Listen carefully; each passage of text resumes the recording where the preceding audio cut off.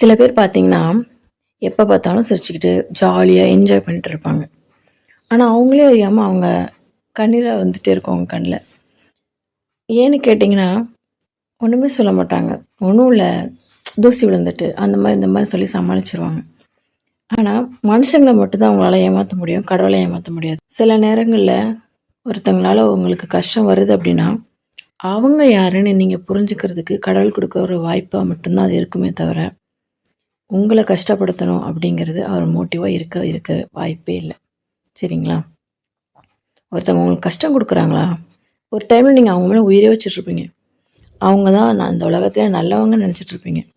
ஆனா, ஒரு ஸ்டேஜ்க்கு மேல தான் உண்மையாவே அவங்க முகம் என்னன்னு உங்களுக்கு தெரியும்.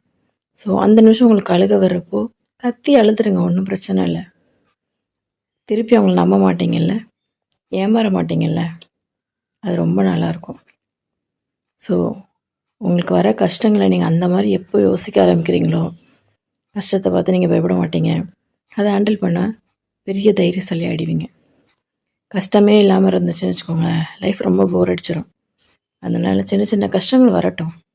அது பல பேரோட உண்மையான முகத்த நமக்கு காட்டுறதுக்கான ஒரு கண்ணாடி மாதிரி. ஸோ, அந்த பிரச்சனை நமக்கு எப்பவுமே நல்லது தான்.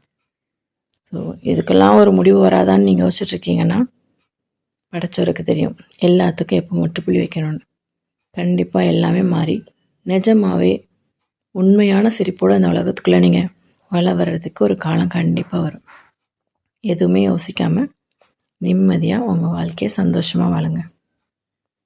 புரிஞ்சிருக்கும்னு நெனைக்கிறேன். Take care.